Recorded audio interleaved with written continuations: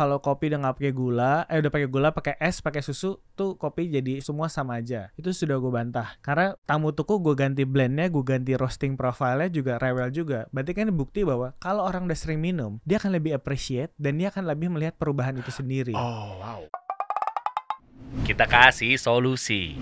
Gue yakin banget kenapa lo berdua tuh pengen ngasih 2,5 atau 2,5 miliar lo buat UMKM lo. Brandnya udah jadi lo, Tuku. Tahu ya, kopi Tuku tahu ya? Nah, ayam, nasi kulit surga, nasi kulit neraka ada di sini. Gila, ternyata memang nih buat teman-teman ya, pastikan nonton sampai akhir. Kenapa? Karena insya Allah kalau lo butuh dana 2,5 miliar, waktu yang tepat untuk nonton sampai habis. Dan bahkan gak cuma itu, tapi ada ilmu juga, ada ya banyak lah ilmu-ilmu seputar bagaimana cara membangun brand dan seterusnya. Hedar, Tio, mantap. Halo. Ini orang-orang sukses semua nih. Amin. Gila. Cipete katanya semua rata ya, Tuku semua udah ya. Jangan dong. Lagi pengen seru-seru nggak bangun Cipete nih bareng-bareng. Oh bareng-bareng. Benar. Bukan yang lainnya nothing, gue sendiri yang harus berkibar itu enggak ya? dong. Jangan. Lah, soalnya kan lu lihat deh, followers tuh udah banyak. Pak Jokowi pernah mampir juga ke Tuku. Tadi gue browsing tuh sama Kaesang, sama Gibran, Prabowo, semua pernah ya? Enggak. Oh enggak ya, pokoknya rame lah. Terus juga di Kementerian Perdagangan, berita lu juga keren banget bro. Nih Pak Zulhas tuh pasti tahu nih. Hadir di Korea Selatan, toko kopi Tuku buka kedai pop-up pertama di luar negeri. Gile. Oh iya, warna topi lu, warna hijaunya juga hijaunya Kementerian Perdagangan dan BUMN sekali ya. Sebuah kebetulan. Ya, atau katanya lu buka juga di GBK ya? Yang kita ke toko ke-50 kita. Ah, wow. Coba dong nasi kulit surga dong. Gile, banyak juga nih. Ini juga rame lagi viral juga nih. Maksud gue ini adalah potret-potret UMKM atau mungkin bahkan udah PKP juga lah ya. Ya menengah lah.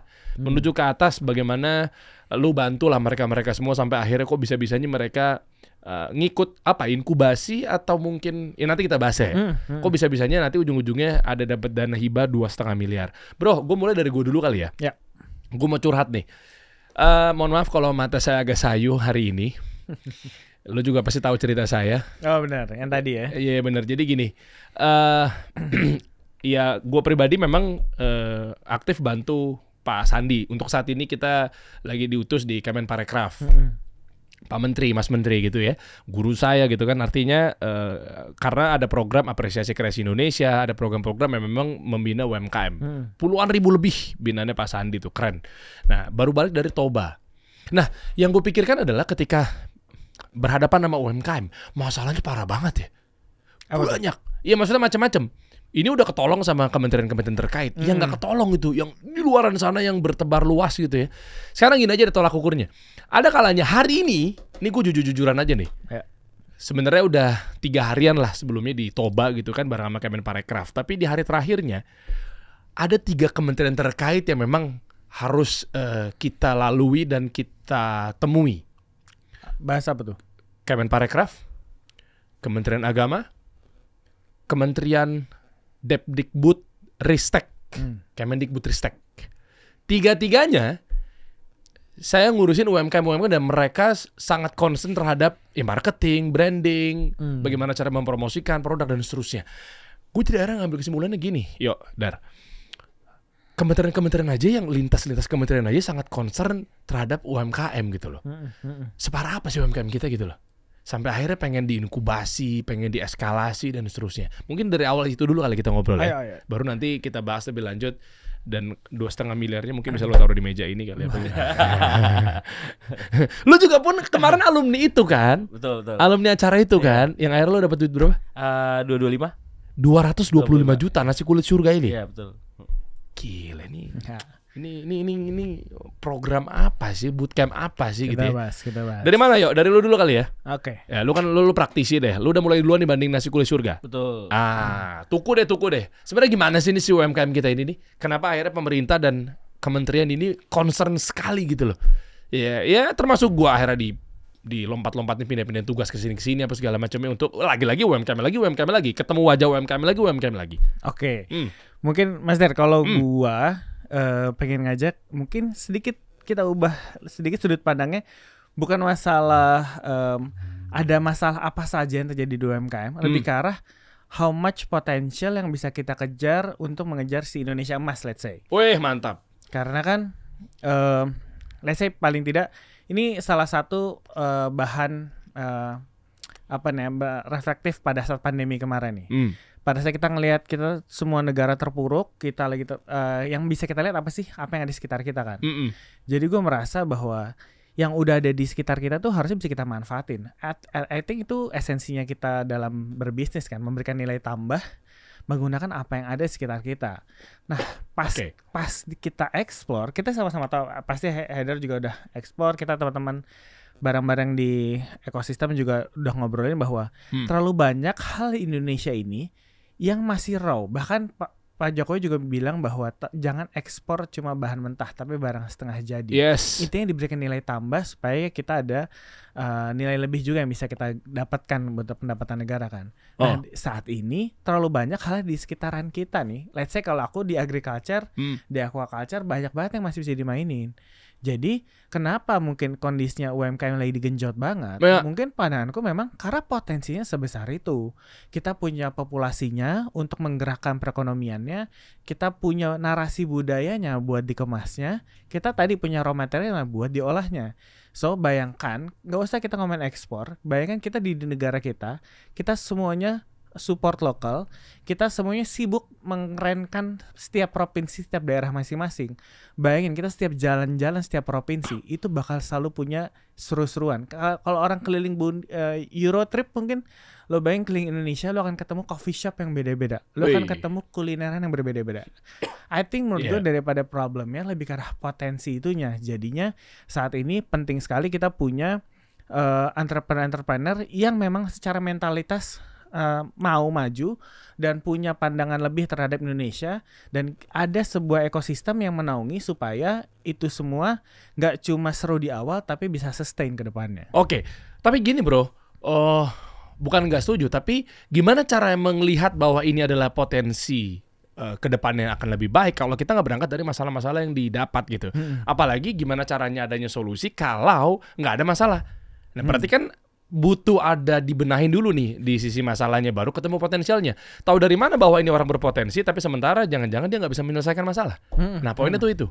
Makanya tadi gue singgungnya mengenai masalah. Menurut lo gimana? Kalau dari teman-teman pelaku usahanya, pasti yang kita nggak pernah bisa, yang harus kita lawan tuh mental dijajahnya ini kan. Jadi mentality buat bagaimana kita bersyukur apa yang sudah diberikan Allah sama buat kita sekarang, terus kita utilize seperti apa. Itu tuh harus punya tuh. Terus berpikirnya juga harus berpikir lebih jauh lagi bahwa nggak cuma sekedar yang penting ngebul dapur di malam hari ini, tapi juga bagaimana ini punya sebuah core competence yang membuat kita bisa bersaing di nationwide ataupun di global gitu kan. Tapi terus yang sekarang problema yang di luar pelaku usaha mungkin adalah akses terhadap si raw material atau si pendanaan itu sendiri biasanya. Makanya biasanya jump in kembali ke, kalau kita punya ekosistem yang tepat, itu nge-linknya akan lebih gampang. Karena kita sebagai pengusaha kita mau certainty kan. Kita nggak mau nambah resiko lagi. So aku sendiri dalam membangun F&B grupku bersama di Tuku gitu, paling tidak itu semuanya berada di sekitar kita aja, nggak ngulik-ngulik yang jauh-jauh. Pokoknya adanya ini, dapat aksesnya petani ini, kopinya gini, aku utilize rasanya di-optimize, campur sama gula aren lagi di-optimize, jadilah kopi susu tetangga gitu. Jadi nggak terlalu banyak, tapi yang jelas ya tadi benar, masalahnya dicari dulu. Gue di Cipete gimana, dicari gimana nih konsumsi Indonesia naik. Gak usah ngomong konsumsi Indonesia, Cipete dulu deh. Makanya datanglah sebuah es kopi susu yang dicari cita rasanya bareng tetangga Cipete. Yang penting tetangga Cipete minum kopinya jadi lebih sering dulu. Pionir Cipete nih kayaknya. Ketua RW Cipete dia nih, Tuku nih, ngeri banget ya bro. Ya, apalagi gue pernah dengar cerita juga katanya memang lo menyasarnya kepada apa yang dibutuhkan sama market, makanya kopinya dibuat aren, bukan kopi serius. At that moment, karena teman-temanku di industri kopi sudah banyak yang ngangkat specialty-nya, yang seriusnya. Aku butuh jadi jembatan bridging-nya. Karena kemarin kita bayangin dari kopi robusta yang ditinggalin penjajah dulu, terus kita biasanya kopi tiam, Habis itu dari kopi instan itu jump in ke yang flavor, yang floral, yang fruity, yang super mild, yang akhirnya tuh ada yang bilang tuh kopi itu jelek, kopi itu nggak enak. Padahal itu cuma perbedaan ekspektasi kan. Oh sempat rame begitu ya? Which- Ketika lu peloporin bahwa ini mah kopi-kopian ini, pakai gula aren, pakai kental Pasti, manis gitu kan? Pasti. Makanya pada saat itu misalnya dibilang nih paling gampang kalau kopi udah nggak pakai gula, udah pakai gula, pakai es, pakai susu, tuh kopi jadi semua sama aja. Itu sudah gue bantah. Karena tamu tuku gue ganti blendnya, gue ganti roasting profile-nya juga rewel juga. Berarti kan bukti bahwa kalau orang udah sering minum, dia akan lebih appreciate dan dia akan lebih melihat perubahan itu sendiri. Oh wow. Makanya tahapannya tuh awalnya ningkatin konsumsi kopi, kedua memperbaiki apresiasi. Ntar ada 3, 4, 5-nya lagi. Apa tuh? Jangan pelit dong ini. lu ngocing dia mau, ngocing audiens gua nggak mau lo. Oke. Oh. Kalau tuku kita tugasnya ningkatin konsumsi kopi, kedua memperbaiki apresiasi, ketiga membangun ekosistem industri kopi Indonesia, yang keempat baru go internasional.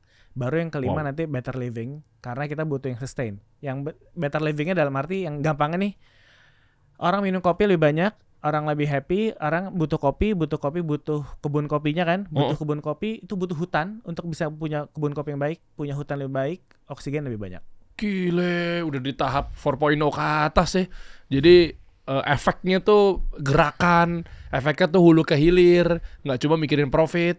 Berarti hulunya lu pegang juga? Harus dipegang enggak, tapi monopoli berhubungan sekali baik. Anda ya. Nah justru itu gue bilang dipegang tidak, tapi kita harus berhubungan karena kebetulan kita tinggal di Indonesia nih. Udah pasti sayang banget kita punya kebunnya. Nah itu harus value chain itu harus connect semuanya. Jadi gue bahkan ada beberapa teman-teman yang dulu kita belajar kopi di Jember bareng.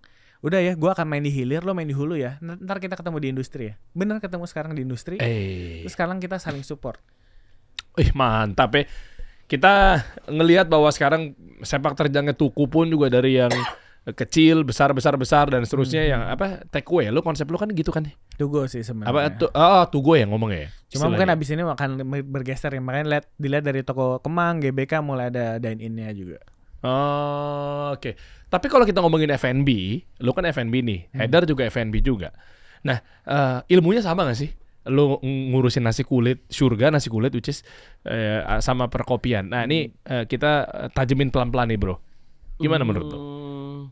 Mungkin basicnya ada yang sama ya, tapi kan karena aku belum pernah nyoba bisnis kopi juga, jadi mungkin juga belum tahu juga apa yang dilakuin untuk Mas Tio dulu untuk membangun itu. Jadi, tapi kalau basicnya F&B harusnya sih nggak terlalu jauh ya, cuma arahnya aja yang pasti beda-beda gitu. Misal, contoh?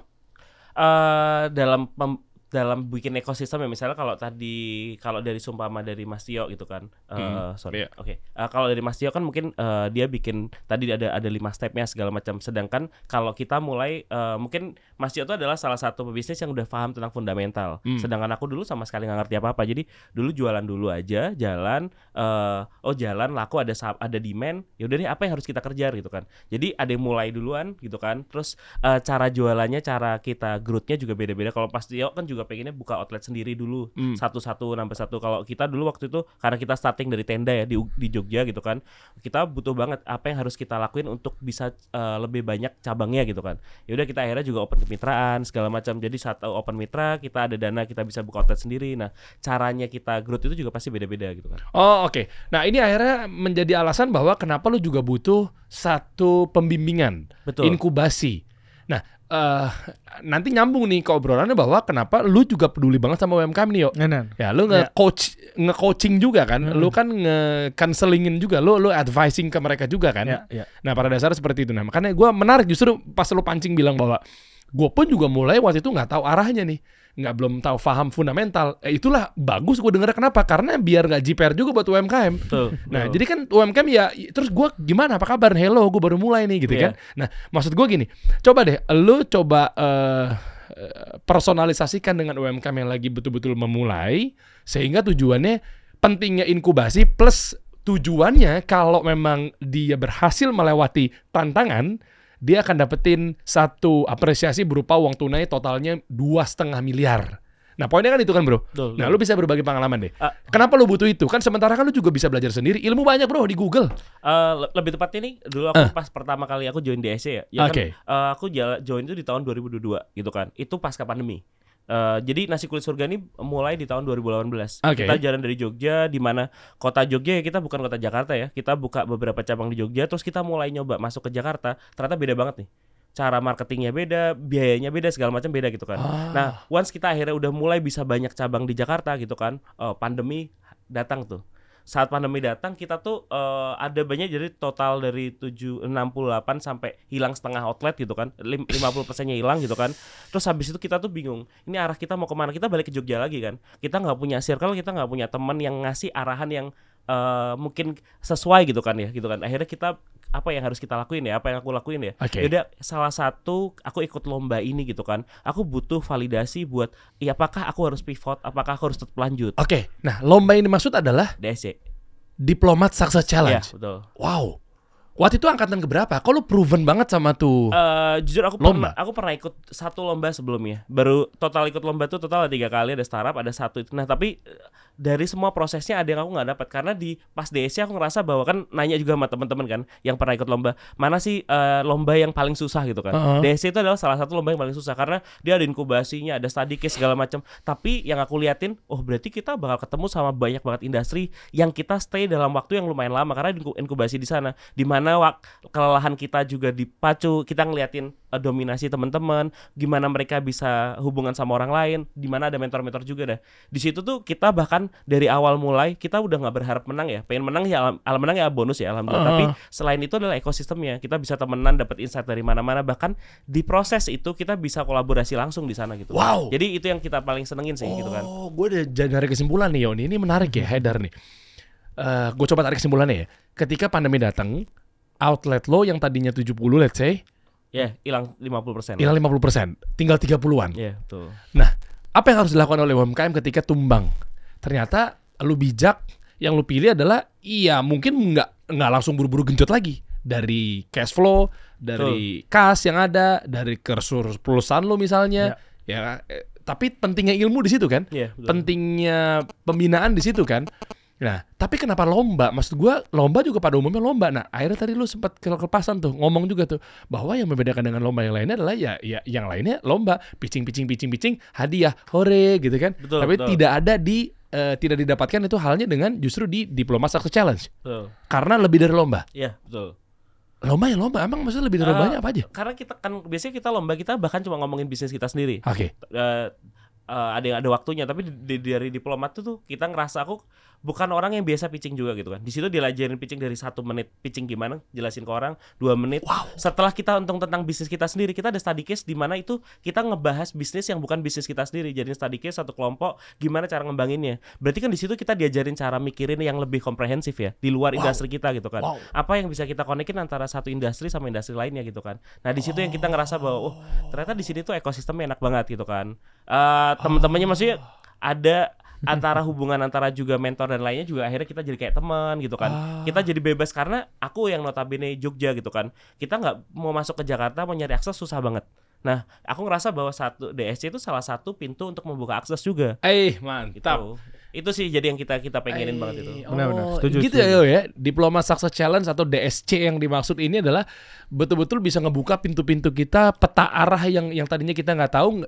Jadi kita dapat networking dan seterusnya. Betul. Bahkan lomba itu ya diajarin juga, bukan berarti ya memang harafiahnya lomba. Lomba oke, lu siapin proposal, lu pitching ke kita. Pitch competition, oke, 3, 2, 1 mulai. Oke, lu gugur. Tapi benar-benar ada karantinanya, semacam karantina gitu. Betul, karantinanya. Oh, berapa lama emang ya? 3 minggu. Jadi kalau lolos lanjut gitu ya. 3 minggu lah, sekitar sampai akhirnya di grand finalnya ya. Oke, peran lu di situ ngapain yuk? Lu bina-bina mereka tuh gimana? Bocorin dong. Oke, makanya pertama tadi di awal kita ngobrol, gue mentionnya kata-kata ekosistem, nggak lomba gitu. Karena I think too small kalau kita pakai sebut kata-kata lomba tadi kan. Karena tadi keseruannya ada di situ. Even dari cerita tadi Haidar aja kayak gimana dia harus present 1 menit. Lah, gue juga kaget Mas Der. Harus dengerin pitch dari let's say misalnya 5 orang. 1 menit, terus gue tentuin detik itu juga lolos apa enggak. Wah, kayak siapa gue gitu kan. Oke, gue di sini pengen dapat kesempatan nih nge-coaching jadi part of DSC. Tapi kan ada part diri gue juga kayak emang gue udah di tahap itu ya, adalah rasa perasaan itu juga. Tapi the more kita melakukan itu, akhirnya the more juga ini, makanya kalau kita fokusnya lebih ke arah gue dapat apa, itu banyak banget. Gue belajar banyak dari teman-teman yang lagi pitching 1 menit itu. Oh ya, 1 menit ya? Apa yang lo dapat apa sih? Kan bisnis lo udah jalan juga anyway. Pertama gue akan mendengar berpuluh-puluh ide. Beratus-ratus ide. Itu udah pasti lebih banyak. Oke. Terus ini kan masalah decision making proses juga kan ya. Bagaimana kita melihat critical thinking orang, mengajukan pertanyaan yang tepat untuk mendapatkan potensial apa tidak orang ini. Kayak gue pribadi akhirnya hack gue dalam menilai bisnis menurut gue bisa akan similar, atau gue nggak mau judge terlalu cepat, tapi mentality orang yang ngomong di detik itu akan sangat matters. Dia akan jadi anak DSC yang bisa survive di karantina itu apa enggak, gue bisa lihat di situ. Karena kan bukan masalah bisnisnya gede atau enggak, atau projection salesnya atau sales kemarin bagus atau enggak, tapi how proses dia mendapatkan itu gimana. Or kalaupun dia gagal, learning yang dia dapat apa? I think kita akan lebih menghargai entrepreneur yang seperti itu kan, Mas Der. Bahkan di kemudian hari juga bisa dipakai tuh ilmu-ilmunya ketika mungkin dia mau pitching sama angel investor. Ya kan, sama venture capital. Istilahnya kan elevator pitch kan sebenarnya. Iya. Ya kan, jadi ya lu bisa gunain itu ilmu-ilmunya buat lo nanti nyari sponsor, nyari dana, fundraising. Gue aja kalau dibalik kayak, emang gue bisa ya pitching sama 1 menit itu. Gue sambil menilai orang. Jadi kayak gue aja jadi yang tadi katanya harus coaching. No, gue lebih banyak belajar jadi coach, belajar ngasih manfaat through, bukan kita ngerjain cari solusinya, tapi men-trigger dia untuk berpikir seperti apa supaya itu bisa di-apply ke bisnis mereka gitu. Iya, layaknya coach memang. Lempar pertanyaan, akhirnya dia ngebuka dirinya dia sendiri apa segala macamnya. Dar lagi, ketika lo jalanin proses 3 minggu tadi, lo belajarnya gimana dan apa yang lo dapat selain ekosistem ya? Ini kita ngomong ke teknisnya bro. Apakah nyusun decknya misalnya? Apakah udah strategi bisnis udah didapat dari awal? Atau seperti apa? Sampai akhirnya lo bisa meraih kemenangan 225 juta gitu. Lebih tepatnya juga gimana kita bakal pitch, kepada siapa kita bakal pitch. Jadi misalnya kan akhirnya kita harus ngebaca situasi kan. Kita bisnis misalnya, oke, kita akan pitch ke ada Mas Tio, ada Mas Cupaka, ada Mas siapa gitu kan. Karakter mereka itu akan suka yang apa gitu kan. Berarti kita juga sebagai peserta atau kita sebagai brand itu kita juga harus melihat kondisi di situ juga. Siapa kita mau ngomong sama siapa? Apakah kita harus nonjolin hal yang mereka nggak peduli gitu kan. Jadi di situ kita harus ngebaca juga kan apa yang dilakuin Mas Tio, apa yang selalu kalau dia coaching tuh apa sih poin utamanya dia. Ternyata Mas Tio tuh lebih suka fundamental operation misal gitu kan. Dia bukan orang marketing banget karena itu adalah di pihak lainnya. Jadi saat aku akan pitch ke Mas Tio, ya aku akan jelasin itu gitu. Walah, sama-sama lah gitu lah. Terus ya tapi jadi bakal banyak di situnya. Sama juga emang kan di situ juga ada, kalau secara teknisnya kita juga ada mentoringnya juga ya. Selain dari coach juga kita juga kan kerja sama BSC, juga kerja sama beberapa consulting ya, kayak macam-macam lah di situ, tentang marketing, tentang finance, tentang operation, atau bahkan sampai tentang sustainability-nya ya di situ. Nah, hal yang paling kita senengin di sana adalah kita nggak cuma belajar sama mentornya, tapi sama industri lain yang peserta di sana. Karena mereka mau dari mulai ideation sampai yang udah besar juga banyak di sana gitu kan. Kita ngeliatin kaget, wah buset, ngapain ikut lomba, orang omsetnya udah gede banget gitu kan. Banyak kayak gitu juga, tapi pada pengen belajar di sana. Jadi kita ngeliatin, oh gimana kamu industri itu bisa jualan kayak gini. Nah kita yang, oh ternyata kayak kita dikonekin, kita bisa deh ngelakuin itu juga. Makan ideation yang keluar tadi itu enak banget. Yang kita bisa peroleh itu ilmunya malah macam-macam banget gitu kan. Apa sih industrinya? Penasaran gue jadinya. Contoh ya, misalnya let's say aku dulu sering main sama ada namanya Kade itu industri jewelry gitu kan. Dia di Bali gitu kan. Gimana caranya dia jualan di sana gitu kan. Aku F&B gitu kan. Akhirnya kita kolaborasinya sama mereka juga bisa jalanin macam-macam gitu kan. Kita waktu itu belajar cross marketing. Contoh packaging ya. Kita packaging itu akhirnya kolaborasi sama Bobo Box gitu kan. Industrinya beda, mereka hospitality, kita F&B gitu kan. Akhirnya cross marketingnya ya, orang kalau scan barcode di box kita bisa dapat diskon nginep di Bobo Box, ataupun sebaliknya gitu kan.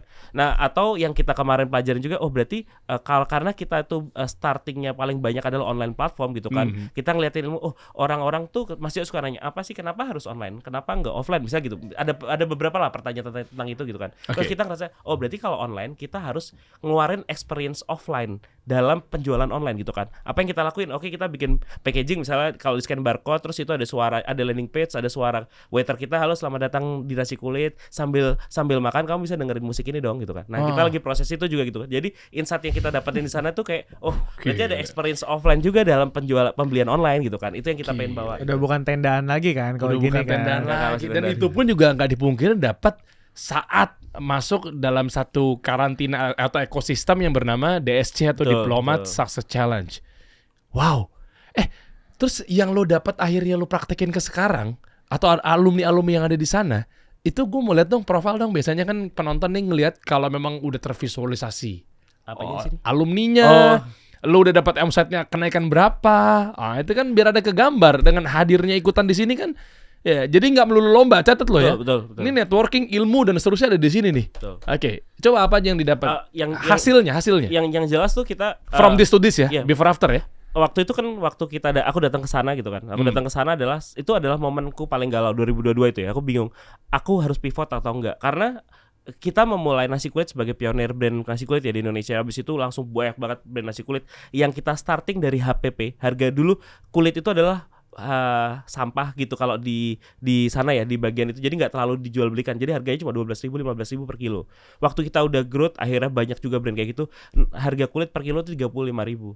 Harga HPP itu berubah, sedangkan kita nggak bisa jualan harga yang kita naikin itu. Yoi, demanding nih jadinya nih. Terus kita mulai bingung kan, kita harus gimana ya. Terus sedangkan kita dulu banyakkan sistem tuh ada kemitraan juga, karena kita nggak punya cost untuk membangun sendiri. Nah dari sini tuh kita sadar bahwa kan tervalidasi, Dar, kamu yang kamu jalanin langkahnya ternyata benar juga. Kalau dikasih pilihan kan ada pertanyaan di akhir. Kalau kamu dapat pilihan, kamu dapat pendanaan, apa yang kamu akan kejar? Outlet man sendiri atau outlet kemitraan? Atau apa namanya di antara dua-duanya gitu kan. Ya kita pasti akan condongnya pengennya sendiri gitu kan. Nah akhirnya setelah kita jalan gini, kalau kita percaya sama brand kita sendiri, kita pengen jalanin outlet sendiri sebanyak-banyaknya gitu kan. Ikut Mas Tio misal gitu kan. Akhirnya setelah jalan dari sana, mulai kan ada masa kontrak ya kalau kemitraan gitu kan. Kontrak berakhir, ya udah kalau itu dia stop, kita masuk sebagai brand sendiri, outlet sendiri. Nah kita secara laporan sales ya juga akhirnya dari yang mulai abis pandemi kita mulai merah gitu kan, akhirnya udah balik ke hijau lagi gitu kan. Dan itu kita happy, jadi lebih tenang, lebih tahu ya udah ini tuh brand kita kayak gini. Jadi nggak bingung juga, karena dulu tuh banyak informasi, kamu tuh harusnya gini, kamu ngejar venture capital atau kamu ngejar apa, banyak banget ya yang kita maksud, yang kita sebenarnya nggak tahu basicnya sama sekali gitu kan. Nah di situ kayaknya ya udah deh, aku jalan gini aja dengan cara kayak gini aja. Jadi aku nggak terlalu banyak insight dari mana-mana yang akhirnya ngebuat bingung untuk melangkah sih gitu. Wih, ngeri emang DSC nih. 2022 kan dia ikut kan. Itu berarti udah menuju 2 tahun kan sekarang. Obrolan dia dulu di 2 tahun lalu nggak gini.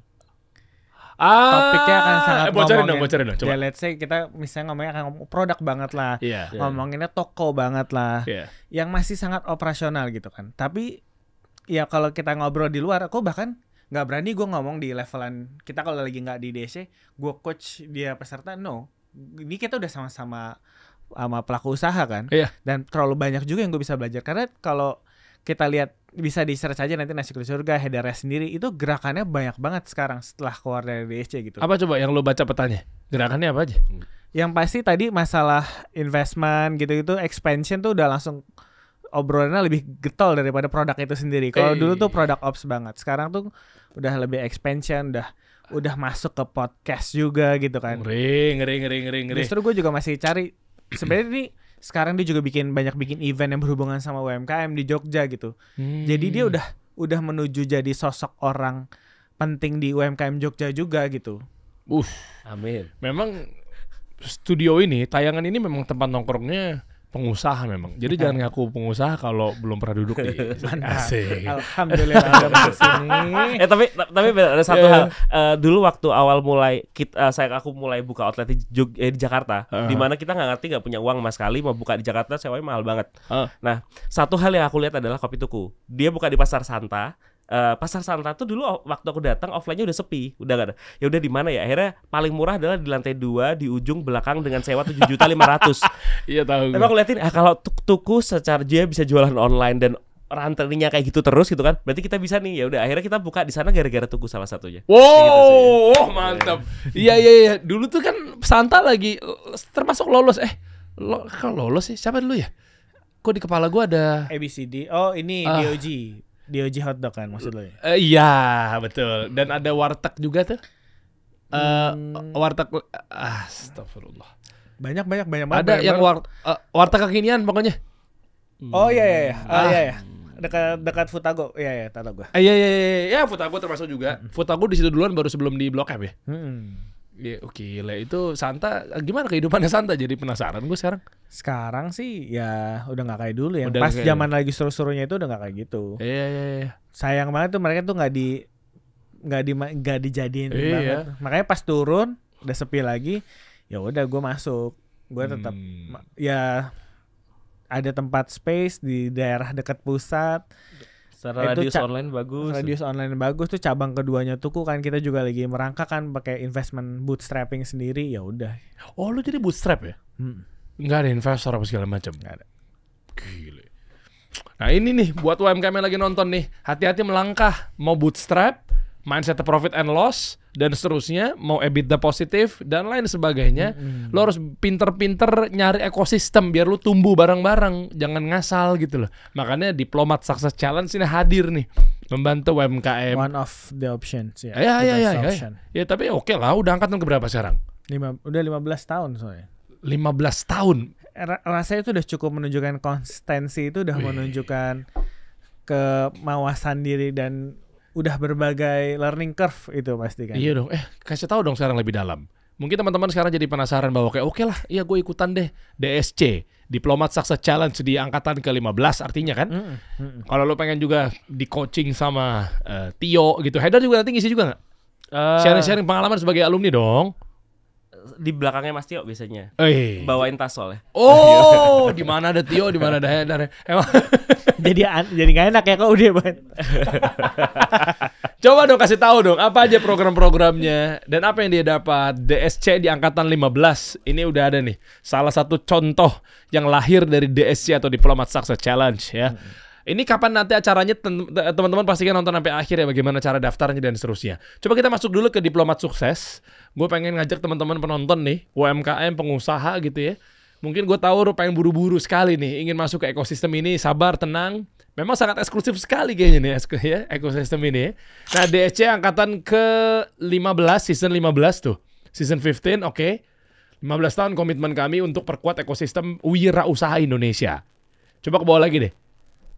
Oke, nah ini mungkin teman-teman juga bisa melihat bahwa kira-kira yang alumni-alumni seperti apa gitu ya, hadiah-hadiahnya dan seterusnya. Nah ini, klik dong, coba dong. Tuh kan, yang gue bilang, gue tuh nggak bohong bro. Masa sih gue pengen kasih solusi ke teman-teman UMKM pengusaha masih bohong. Tuh, lihat, raih total modal usaha 2,5 miliar.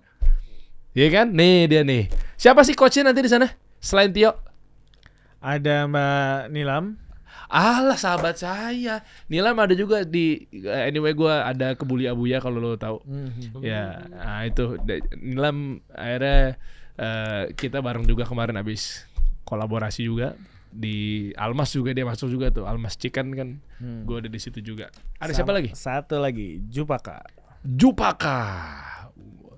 siapa nih? Jupaka yang mana? Ada juga Jupaka yang temennya udah kesini.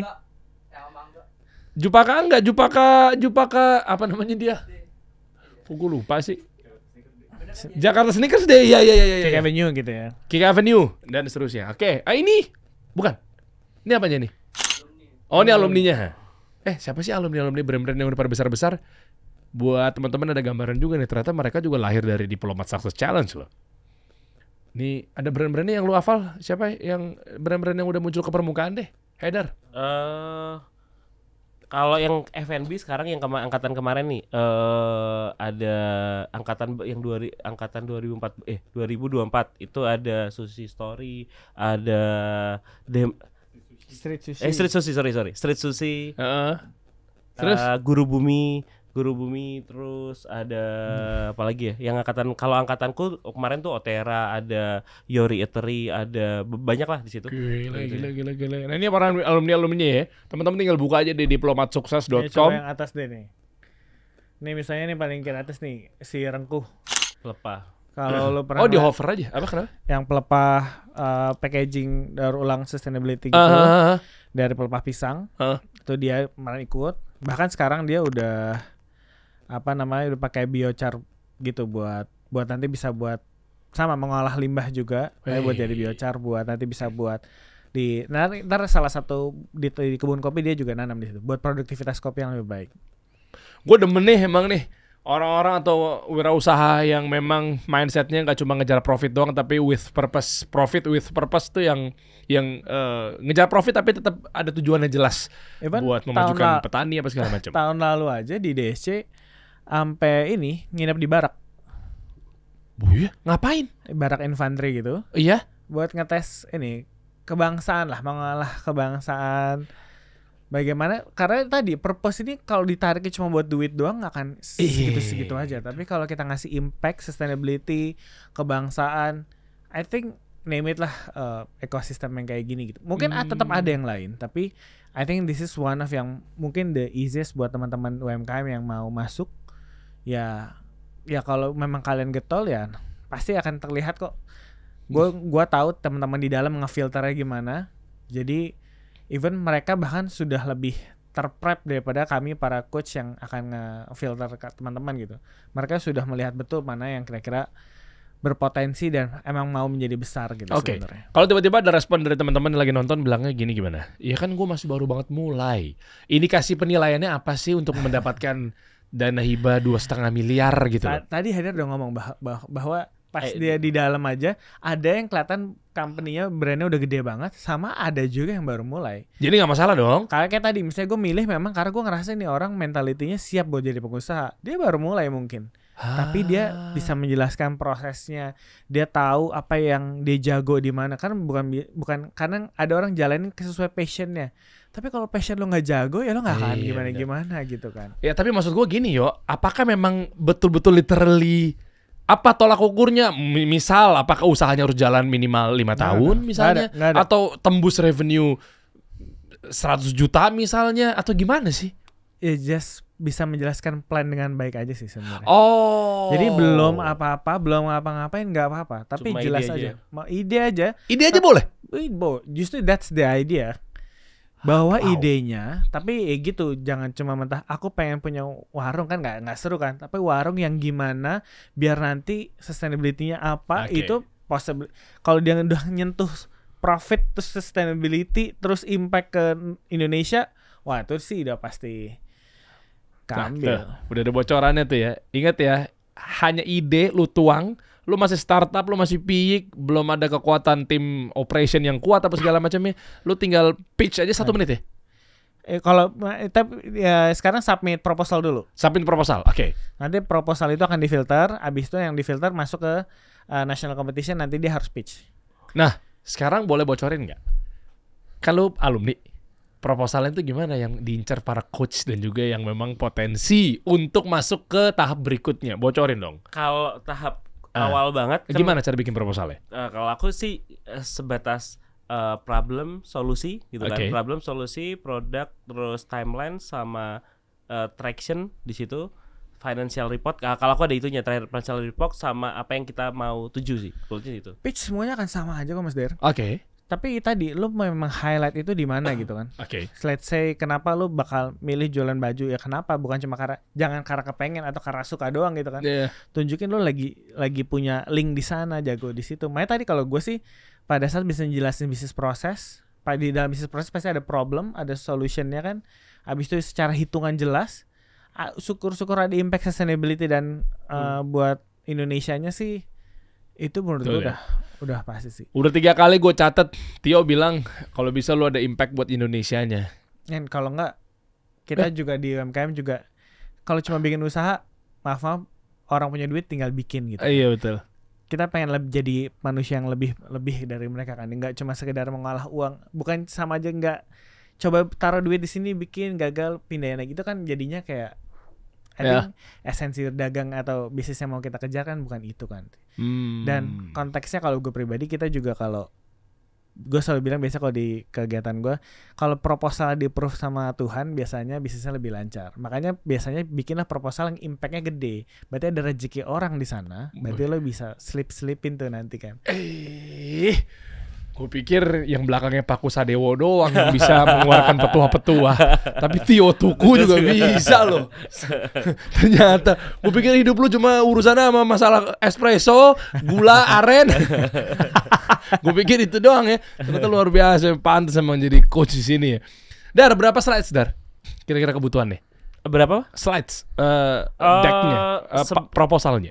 Tiap orang pasti bisa beda-beda ya saya jelasin. Kalau kurang lebih aja. Ini kan buat yang awam lah, bantu mereka lah. 10 slide udah cukup sih sebenarnya. 11 slide. Berarti harus ada financial projection juga ya? Iya, kalau 10 semua. jangan lebih sih. Karena begitu slide-nya kebanyakan berarti ngomongnya udah kurang fokus. Ingat 1 menit. Ya. Cuma 60 seconds. Hati-hati teman-teman semua ya. Lebih kecepatan, kelambatan itu akan menjadi bahan klasifikasi penilaian. Utamanya sih sebenarnya problem solution financial kalau gue. Kalau gue punya 1 menit ngomong, itu yang gue omongin. Contohin dong.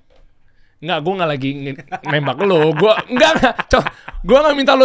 Sebenarnya 1 menit juga sebentar sih. Tapi gue mau tahu secara gambaran. Biar mereka ada bayangan. Ini nih season ke-15 loh. Mereka gue tahu banget pada mau daftar nih DSC yang ini nih. Ya banyak alumni soalnya. Ngomongnya 1 menit, ya udahlah nggak usah terlalu proper lah. Gue pengen denger aja. Kalau contohnya nasi kulit ya? Iya. Nasi kulit, problemnya adalah sebenarnya dulu nggak ada orang yang bisa. Dulu orang kalau mau beli kulit itu harus beli sama ayamnya.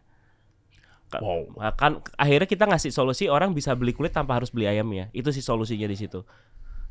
Kalau secara finansial ya kita nunjukin bahwa supply demand-nya yang kita udah jalanin ya jelas kelihatan gitu kan. Antara dulu kita pertama buka tenda dengan modal 10 juta dengan harapan target omset 1 juta karena jualannya cuma habis maghrib ke malam ya sampai jam 10 gitu kan. Ternyata waktu kita jualan di sana omset seharinya sih bisa 9 juta waktu itu.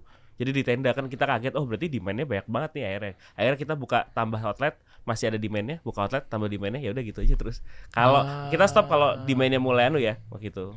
Oke, itu starting ya dulu. Starting itu ya, ingat ya problem solution ya financial projection-nya nggak forecasting berapa? 5 tahun ke depan enggak ya? Iya 3 tahun lah minimal ya. 3 tahun ya. Oh, nice. Oke, terus berapa lama? 3 minggu sama yang season 15 juga 3 minggu juga? Itu beda-beda. Mungkin Tio coba. Siapa Tio nih nunjuk-nunjukkan semua nih? Gue tutup juga nih podcast. Gak ada mau jawab. Gak ada mau jawab. Kan soalnya ini juga masih di tahap pendaftaran kan. Jadi kan teaser tuh nggak boleh terlalu kebuka dulu. Iya. Berapa jadi maksimal deh pesertanya? Semua maunya boleh. Yang jelas jangan difokusin berapa maksimal ya, tapi yang jelas saingannya tuh bisa berapa? Terakhir pendaftar berapa? 29.000 pendaftar. 29.000. Men, karena masalahnya adalah, jadi kalau ditanya tinggal ngapain, cost dalam melakukan ini adalah waktu kalian. Kalau kalian cuma punya waktu 30 menit, so make it lah 30 menit. Fokusin 30 menit kalian, bikin idenya, submit, that's it kan. Iya.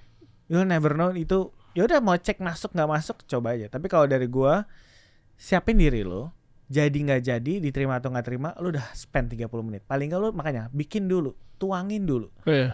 Habis tuang, nanggung nggak sih kirim. Habis kirim, udah siapin aja dulu. Kalau perlu siapin aja koper, tiba-tiba harus dipanggil harus. Nah, karena begitu lolos, ya udah berarti ikut programnya terus tuh. Iya, pulang-pulang. Oh, 3 minggu di mana? Hotel, rumah? Di hotel sih biasanya. Wow. Tapi dan kotanya itu bisa beda-beda tiap season gitu kan. Waktu dulu aku di Solo, terus Jakarta, Bandung gitu kan. Ada yang di kota-kota lain-lain, bisa beda-beda lah. Sekarang case study-nya pasti beda-beda di situ. Di situ gue bisa bangun bonding terpisah lagi sama mereka. Di luar programnya gue bisa ngobrol terpisah lagi. Ada peluang apa atau opportunity apa yang bisa kita goreng bareng-bareng gitu ya? Exactly. Even gue di seasonnya dia, yang juara di seasonnya dia, itu sudah gue incer dari 1 menit pertama dia pitching. Apa yang lu incar? Karakter orang ya. Karakter orang ini dia cukup strong, perempuan. Terus gue nggak peduli produknya apa at that time. Tapi gue rasa dia bisa. Story foundernya ya? Kalau karakternya ya? Gue merasa dia paham, dia ada kepiawaiannya, personanya bagus. Model bisnisnya apa? Model bisnisnya kemarin dia itu apa ya istilahnya nyebutnya ya? Apa? Produk, non produk, jasa? Sebenarnya minuman pengganti makanan sehat. Jadi kita bisa kayak energen. Semacam gitu. Minum makanan bergizi gitu kan? Betul. Iya, betul. Diminum tapi ya. Brandnya namanya Otera.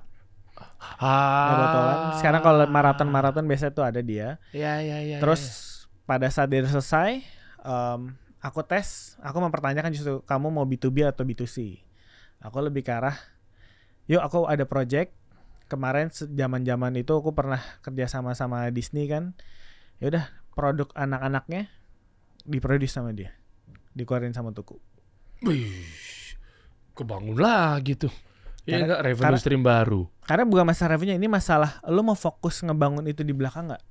Ngebangun facility-nya, ngebangun core kompetensinya. Karena dia tuh background-nya juga menarik, dia dan partnernya ada yang food tech-nya gitu kan. Jadi sebenarnya dia bisa fokusin ke situ. Dan gua di luar DSC tapi berada dalam satu ekosistem.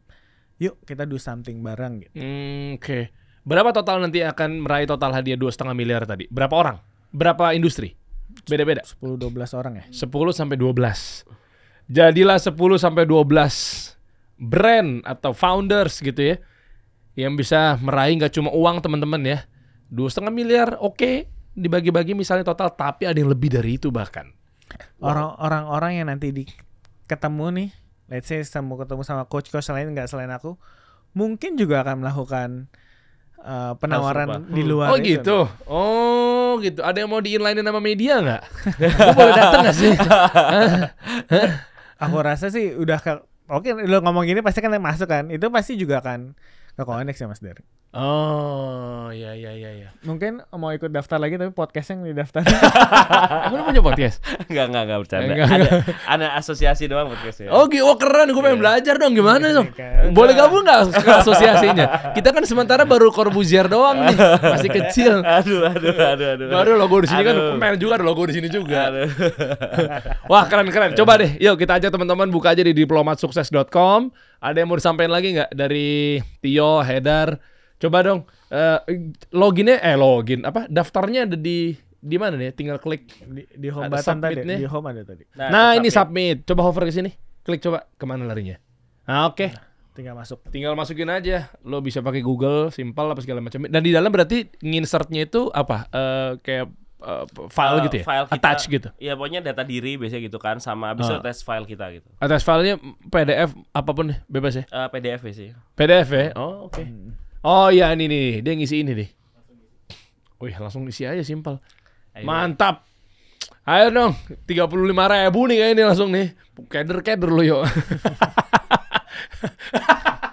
Bro, insya Allah basisnya nih, kalau udah ngomong di sini nih militan semua nih, UMKM dan pengusaha nih. That's the idea, makanya kan ekosistemnya biar emang makin banyak ekosistemnya makin besar, kolaboratornya makin banyak. Nanti mungkin Mas Diar dan Kasih Solusi juga perlu ngisi sharing sessionnya. Boleh. Gitu. Ya, pokoknya gini aja deh, gue nge-booking aja sebagai penyemangat dan memotivasi. Bookingnya bukan apa. Kalau memang misalnya dari 10 tadi ya? 10 itunya bisa mayoritasnya atau bisa semuanya atau mungkin kita lihat, kita profilin, gue tunggu lo duduk di sini. Mantap bro. Ayo dong ya. Ayo gue pengen tahu bisnisnya lu sharing juga ke teman-teman semua. Sepakat ya? Siapa tahu untuk ngobrolin ke DSC yang 16 misalnya dan seterusnya. Ya kita lihat nih siapa wajah-wajah nanti yang akan duduk sini menceritakan model bisnisnya. Dan ini nggak ada batasan industri ya. Artinya emang sengaja nih kayaknya ordalnya lagi ngincar ya F&B misalnya. Enggak kan? Gue pastikan sebagai orang di dalam, orang luar yang berada di dalam, enggak sih. Oh iya, lu dari luar ke dalam ya. Benar. Boleh. Nanti kalau memang misalnya ada di mana pas karantinanya 1 hari, mungkin gue bisa main-main ke sana, ngobrol-ngobrol. Kan kita juga bisa apa yang bisa kita support apa segala macam ya. Belum daftar aja udah dapat poin tambahan kan, bisa duduk di sini kan nanti. Oh iya dong. Ini gue serius. Ini gue serius bro. Justru malah gue menggali bahwa ini orang-orang hebat loh, bisa nembusin sekian puluh ribu, berarti kan bisnis modelnya kan luar biasa gitu loh. Nah makanya gue tunggu di sini nanti kita ngobrol-ngobrol ya teman-teman ya. Mantap. Ada yang mau tambahin Tio? Haidar? Aku sebenarnya ini tadi ya yang diomongin, paling ngulangin apa yang diomongin. Di ujung obrolan nih, silakan sambil tutup deh. Ya, ajak juga ke Diploma Sukses Challenge gitu. Soalnya aku ngerasa banyak kayak kita nih jalan kadang-kadang udah bikin bisnis, orang yang mulai itu, yang baru 1 outlet atau 2 outlet, kita pengen ikut ini. Tapi kadang-kadang orang yang udah punya 20 outlet, 30 outlet, 40 outlet, kadang-kadang nggak mau turun lagi untuk ikut lomba atau ikut masuk ke ekosistem ini. Kadang-kadang enggak kok, aku udah tahu caranya gitu kan. Cuma sebenarnya buat aku ngerasa banget ternyata kan akhirnya aku bawa itu ke teman-teman, ke community Jogja gitu kan, bahwa kalian tuh tetap harus ikut ini karena semua itu kita incer tuh bukan selalu melulu tentang hadiah kan, tapi tadi ekosistemnya dia Mas Tio gitu kan, ekosistemnya segala macam, karena insight yang kita dapetin atau potensi rezeki yang kita bakal dapetin dari kenal sama orang-orang di sana itu besar banget gitu kan, karena banyak banget tadi kayak ceritanya kayak Mas Tio gitu, akhirnya kita lihat sana ternyata akhirnya bisa jadi bisnis baru dan segala macam, dan insight yang ada di sana, dan kayak kita tuh jadi kayak keluarga gitu loh. Jadi kita mau sharing apapun sampai kapanpun ada temen yang buat ngasih tahu itu, karena akses tuh kan mahal banget buat orang daerah ya kayak aku misal gitu kan. Itu susah banget. Nah, ini adalah salah satu cara untuk bisa dapetin akses yang gampang banget gitu kan. Wih, mantap. Iya sih, itu yang mahal sih di situ. Ketemu orang banyak pasti hidup kita berubah deh. Kayak gue tiap hari ketemu orang-orang hebat-hebat kayak lu pada duduk lagi di sini. Ya masa kita nggak naik, ikut naik gitu skillnya. Nah ini buat teman-teman informasi lebih lanjut kita bantu ada di bawah tuh ya, di deskripsi di bawah boxnya, lo tinggal cek aja untuk submitnya kemana, atau mungkin lo bisa buka di diplomatsukses.com ya /profile, atau mungkin lo tinggal lihat aja petunjuk yang ada di sana. Mantap. Ih cakep banget ya. Mana americano gue nggak di bawah? Ada mesin kopi gue yang buat. Iya. Lokasinya Tuku di mana sih? Tuku. Di mana sih? Yang paling dekat. Di mana coba? Di dekat sini. Iya, di mana? Mana ya? Simpruk kali. Hah? Simpruk. Binus. Iya, di seberang Binus. Ya, padahal ownernya jadi nggak tahu. Ya kan yang terdekat. Tugu di mana? Gua kasih tahu Tugu di mana. Lokasinya mau. Di sini. Di hati gue. Ayolah, mah. Percuma nggak dikasih kopi, malas gue. Satu lagi ada tahu. Mana sini dim. Ada tahu satu lagi. Balik modal nih gue di sini. Ada. Ibu Teddy ada kok. Oh ini. Dari tadi lumpet-lumpetin loh. Tadi sengaja mau munculin ke atas. Enggak yang itu. Di bawah. Kan gue kasih anak-anak. Oh ya udahlah. Siap ya. Ya kita ketemu lagi di DSC 15. Nanti insya Allah gue juga mampir bro. Thank you Tio Haidar. Terima kasih. Mantap. Kita kasih solusi.